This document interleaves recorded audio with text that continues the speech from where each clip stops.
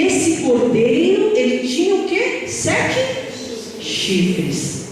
Chifre, em Apocalipse, pode clicar aí mais uma vez? Apocalipse 17, versículo 12. É símbolo de poder, de força. Vocês já prestaram atenção? Todo animal que tem chifre, a força dele está no chifre. Pode ver que eles brigam, dando marradas, né? Dando chifrada um no outro. Aí está a força dele. Tirou o chifre, acabou a força, né? Meu pai sempre diz isso, né? Ele é policial aposentado. Quer tirar a força do homem? Tira os pés dele do chão, né? Do animal que tem chifre, tirou o chifre dele e acabou a força dele, né? E a força aí, esse cordeiro que representa Jesus, ele tem 7 chifres. 7, o que simboliza? Símbolo de perfeição e integralidade, totalidade. Jesus é todo poderoso, o poder dele é completo, tá? Esses 7 chifres aí, nós vamos ver um pouquinho mais adiante também, especificando mais, tá? E ele também tinha, pode clicar mais uma vez, 7 olhos. Nós já vimos que simboliza olhos. As formas do Espírito Santo atuando. Ali está falando, está comparando ali com as formas do Espírito Santo, mas nós vimos no estudo anterior 7 olhos. Isso, ele tudo vê, ele conhece, nos conhece, não só a aparência, não só o que nós fazemos, mas o porquê, né? Por que nós fazemos as coisas. Ele é perfeito, ele tudo vê. E comparando então aí com os 7 espíritos que a Cláudia falou agora, não dá para esquecer mais, né, Cláudia? Agora repetimos tantas vezes, né? É a integralidade com que o Espírito Santo trabalha, opera, né? Aqui em Abacuque o que diz, olha: o seu esplendor é como a luz da sua mão, saem os raios brilhantes, e ali está o esconderijo da sua força. A força de Jesus, a dignidade, a capacidade de alguém abrir o livro, só Jesus tem, tá? E essa capacidade está nas suas mãos. A marca dessa capacidade que ele tem para abrir esse livro está nas mãos dele, está dizendo aí em Abacuque, tá? Nós vamos ver mais para frente também. Pode clicar, por favor? Versículo 7. Veio, pois, e tomou o livro da mão direita daquele que estava sentado no trono. Então João viu o cordeiro, e esse cordeiro, daqui a pouco nós vamos ver um filmezinho aí. Infelizmente os filmes que fazem bíblicos, eles sempre acabam distorcendo alguma coisa, né? Quem está sentado no trono, nós vimos agora, é Deus. E o cordeiro vem e toma o livro da mão do que está sentado no trono. No filme, infelizmente, não é assim que acontece. Parece o cordeiro lá no trono só. E a hora que o cordeiro está no trono, o livro fica vagando assim. Mas nós sabemos que não é assim. Por isso que é bom estudar, né, Adriana? A gente conhece a verdade. Mas o filme é bom que ilustra assim e faz a gente gravar melhor. Então Jesus veio e tomou o livro da mão de Deus. Só ele podia fazer isso. Só ele tinha esse direito de fazer. E nós vamos ver já por quê. Tá bom? Pode clicar? O livro Grande Conflito confirma ainda mais uma vez que aquele que está sentado no trono é Deus. Querem ver? Grande Conflito, página 479. Deus, o Pai, é Ele fonte de todo ser e de toda a lei, que deve presidir ao juízo. Assistido por anjos celestiais, nosso grande sumo sacerdote entra no lugar santíssimo, onde está o trono, e ali comparece à presença de Deus, a fim de se entregar aos últimos atos de seu ministério em prol do homem, a saber, realizar a obra do juízo de investigação.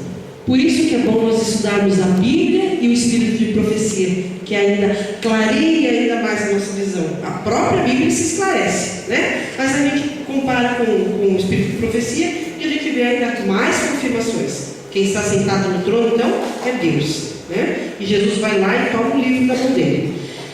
Aí acontece uma coisa maravilhosa. Querem ver? Versículo agora 8 até o 10.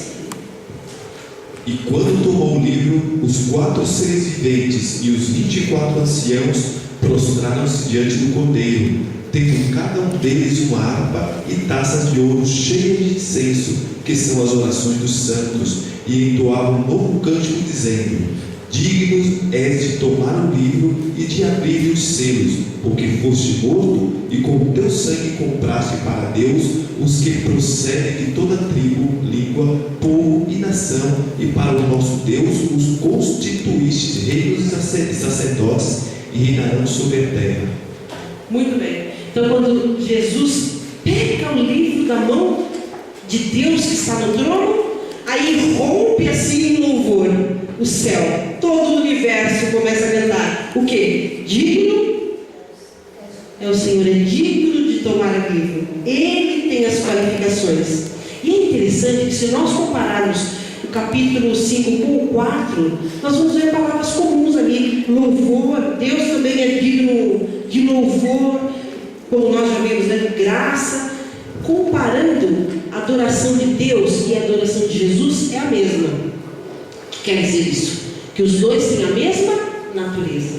Os dois são Deus. Os dois merecem a nossa adoração, né? E quando ele pega então o livro, eles entoam: digno és de tomar o livro e abrir os selos. Por quê? Porque foste morto. Tá aí por que ele podia abrir o livro? O único que podia abrir o livro. O valor por essa terra cobrada, só ele podia pagar. Ele pagou com o seu sangue. Só ele tinha direito de ir lá e pegar esse documento e violar o lacre e abrir esse documento, ver as cláusulas, para depois então devolver para a raça humana essa terra novamente, a herança, a nossa herança. Podemos ver aqui no texto, fala que os anciãos, né, eles tinham nas suas mãos taças de ouro cheias de incenso, que representa o quê? As orações dos santos. Mas por que nessa altura do campeonato vai se lembrar das orações dos santos, né? Isso é uma forma simbólica de demonstrar que toda oração está lá no céu, como se estivesse guardadinha. Desde que o mundo é mundo, desde que houve o primeiro pecado até agora, os santos, os fiéis pedem: venha o teu reino. Isso daí está guardado ali. E assim que Jesus terminar de analisar esse livro, ele vai atender essas orações, ele vai voltar e nos dar a nossa herança. Isso não vai incomodar, mas então quer dizer que às vezes a gente ora e pensa assim: Deus não está nem aí para mim, não responde, então isso não é certo. De maneira porque estão nenhuma. todas lá. Com certeza. Deus às vezes ele responde, como nós sabemos: sim, não, ou espere um pouco. O silêncio de Deus não quer dizer que ele não atendeu a nossa oração, não. Ele trabalha em silêncio também. Eu oro pela minha filha, que está afastada dos caminhos de Deus todos os dias. E eu tenho certeza que Deus está ouvindo e Deus está tomando providências.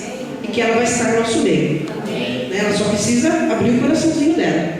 Mas a gente ora. E o Espírito de profecia fala isso, viu, Cláudia? Que nós, como mães, vamos ter surpresas. Né? E os nossos filhos vão agradecer, porque mesmo eles estando fora, né? Nós intercedemos por eles. A promessa que é se Nossa. as vestes sacerdotais, ele vai ouvir o clamor das mães para os seus filhos. Isso, você já leu também, né? É muito lindo. Para mim, pelo menos, é maravilhoso, né? Porque a gente quer o bem dos filhos da gente, que eles estejam onde nós estamos, né?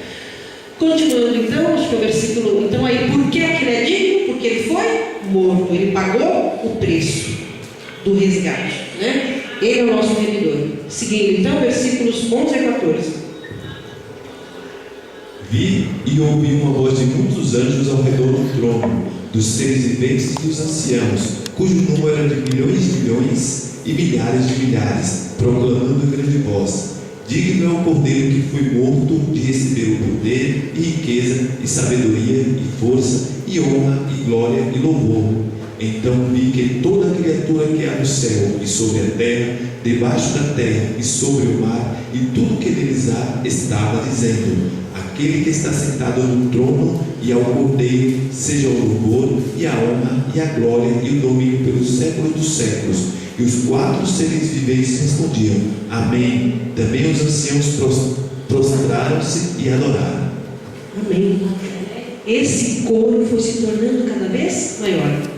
Começou com aquele anjo forte, depois veio um dos anciãos, depois vieram anjos, agora se juntou aí, ó, milhares e milhares, milhões e milhões de anjos para adorar a Jesus, né? Pela redenção da raça humana. Então tudo que acontece aqui na terra, lá no céu, influi também. Tudo que acontece no céu influi aqui na terra também, né?